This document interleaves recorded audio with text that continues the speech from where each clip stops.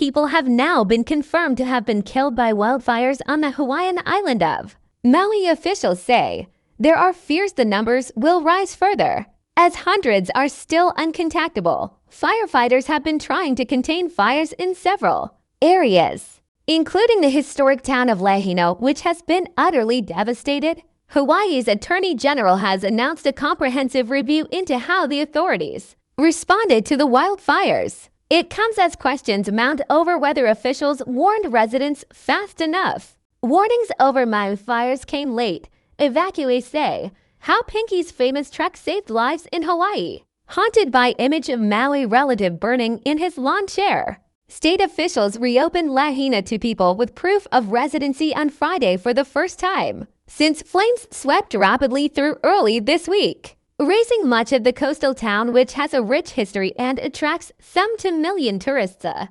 year.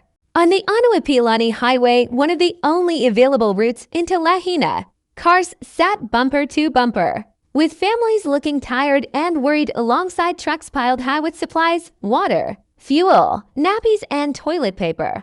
But within hours after opening, the road was shut to everyone but emergency services. Authorities told the BBC that police had been called in to address a situation, but would not elaborate. Evacuated Lahaina residents later said they believed their homes had been struck by looting, though this was not confirmed by police. Still, for hours after the closure, families sat in a mile-long line earlier. Governor Josh Green had warned residents would be greeted by destruction like they've not ever seen in their lives, and for many of Lahaina's evacuees, that waiting devastation is still too much to see. In Pakukalo, a coastal neighborhood east of Lahaina, 23 stranded members of the Takdaran family gathered with relatives to take stock of the loss. One of them, 26-year-old Brian Aguirre, remained in Lahaina through the worst of the fire, fighting the blaze with large buckets of water and miraculously saving his family home.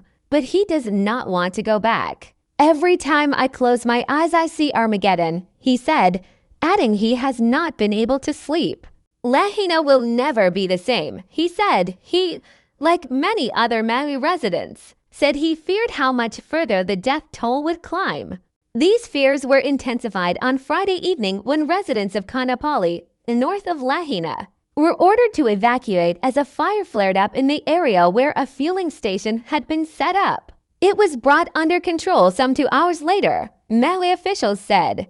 West Maui, where Lahaina and Kaanapali are located, is still without power and water. Search crews are still in the area looking for wildfire victims. That includes in the water. The Coast Guard said it had pulled 17 people alive from the water near the town's harbor so far. All were reported to be in a stable condition.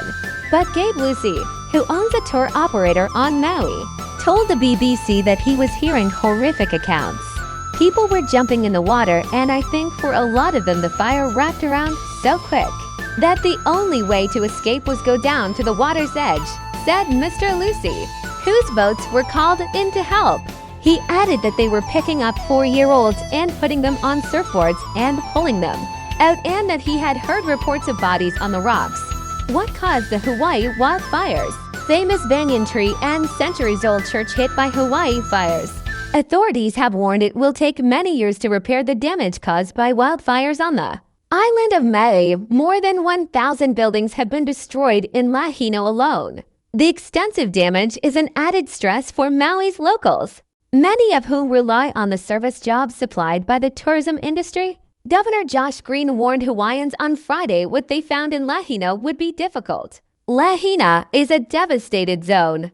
They will see destruction like they've not ever seen in their lives, said the governor, who visited the town on Thursday. Be very safe, be very careful. There are 6 shelters in operation on Maui for those displaced, and officials said they were drafting a plan to house them in hotels and tourist rental properties. In recent days, donations have been rolling in. The island is home to many wealthy people, including Amazon founder Jeff Bezos. He and his partner Lauren Sanchez have pledged $100 million, 79 million pounds, to help the fire victims. Wildfires on Hawaii's Maui Island and Big Island began on Tuesday night, The cause is still not known, but once lit, hurricane winds and dry weather helped fuel the flames.